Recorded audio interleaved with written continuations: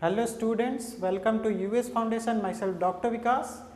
In previous class, I have discussed about the introductory part of varicella zoster that causes chickenpox and various signs and symptoms of and mode of transmission and pathogenesis of chickenpox. In this class, I will discuss about the diagnostic part and the treatment part of varicella zoster which causes chickenpox. Let's talk about the diagnostic part. Diagnostic part में क्या होता है कि basically कोई ऐसा specific diagnosis नहीं है, लेकिन अगर ज़्यादातर डॉक्टर्स जो होते हैं वो चिकन पॉक्स के रैसेस को देख के पहचान जाते हैं कि these are the shape of blisters of chicken pox which is caused by varicella zoster.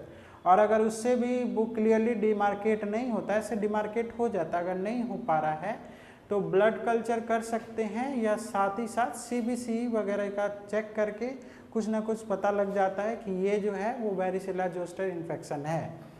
इसके बाद पता लगाने के बाद we will further move to the treatment part. तो ट्रीटमेंट पार्ट में सबसे पहले मैं हमेशा जब भी क्लास पे ट्रीटमेंट डिस्कस करता हूँ तो सबसे पहले मैं बताता हूँ कि वह prevention is better than cure. तो सबसे पहले प्रिवेंशन करना जरूरी है, क्योंकि देखा गया है कि जो लोग वेरिसेला जोस्टर के वैक्सीन ले लेते हैं वो 70 to 90% जो है वो कम केसेस उनके मिलता है जिनको ये वायरस इन्फेक्ट किया हो और चिकन पॉक्स उनको हुआ हो. तो क्यों ना, अगर इफिकेसी 70 to 90% है तो एट द अर्लीस्ट एज पे ही उस वैक्सीन को ले लिया जाए. तो इसके लिए चिकन पॉक्स के लिए वैक्सीन आता है. फर्स्ट डोज जो है वो बच्चे को हम 12 से 15 मंथ के बच्चे को देते हैं और सेकेंड डोज जो है वो 4 से 6 साल में हम देते हैं. तो 2 डोज जो है वो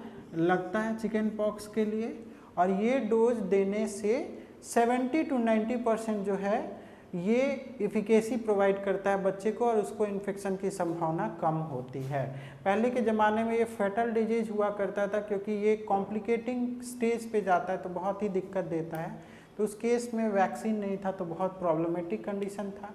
और इसके बाद अगर कोई बच्चा नहीं ले पाया है, अगर ये वैक्सीन नहीं ले पाया है इस एज में, तो उसको 13 ईयर्स के बाद वो दोनों वैक्सीन ले सकता है 28 दिन के अंतराल पे. मतलब पहला इंजेक्शन पहले दिन को लिया तो 28वें दिन पे वो दूसरा इंजेक्शन लेगा. 13 साल का अगर बच्चा हो गया, अगर बचपन में उसको चिकन पॉक्स का टीका नहीं पड़ा है तो.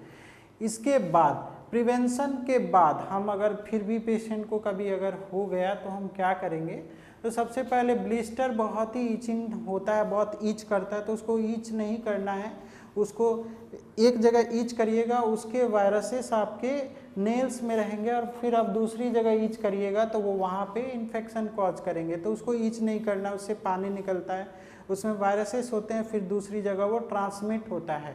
तो उसको ईच नहीं करना है. ईचिंग से अगर ईचिंग हो रही है तो उससे बचने के लिए हम एक लोशन उस पर लगाते हैं.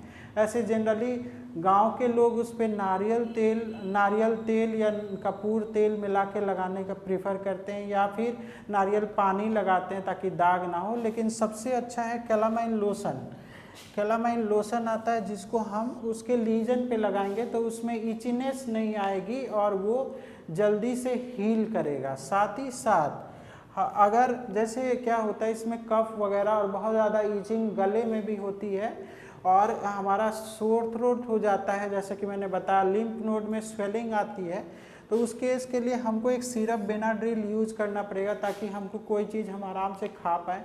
गले में भी ये इन्फेक्शन कॉज करता है. इसके बाद ये पेन वगैरह कॉज करता है, वॉमिटिंग वगैरह कॉज करता है, एब्डोमिनल पेन होता है. तो इसके लिए हम टाइनिनॉल या एसिटामिनोफेन जो है वो यूज करते हैं. ये आपको सिम्टोमेटिक रिलीफ देगा.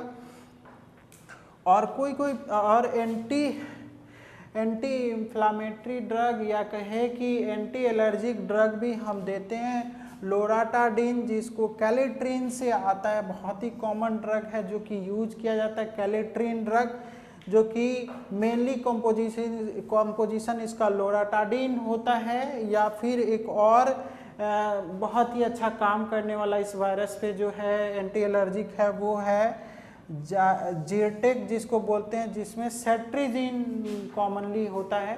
तो ये जो है एंटी एलर्जिक ड्रग होता है और साथ ही साथ वायरल इन्फेक्शन है तो वायरल इन्फेक्शन को कंट्रोल करने के लिए हम एसाइक्लोवीर भी देते हैं।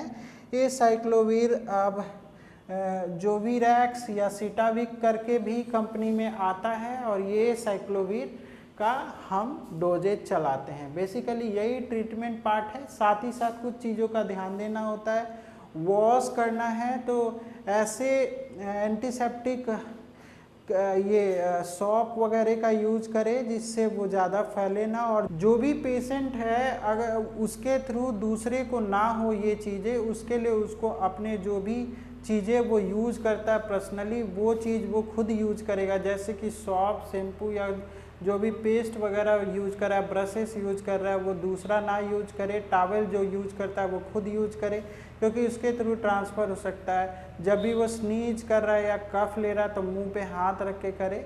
और एक इंसान जो भी उसको ये कर रहा है, मेडिएट कर रहा है या फिर साथ में है उसके असिस्ट कर रहा है, उसको खासकर ध्यान रखना होगा कि डायरेक्ट कांटेक्ट में उस पेशेंट के ना आए।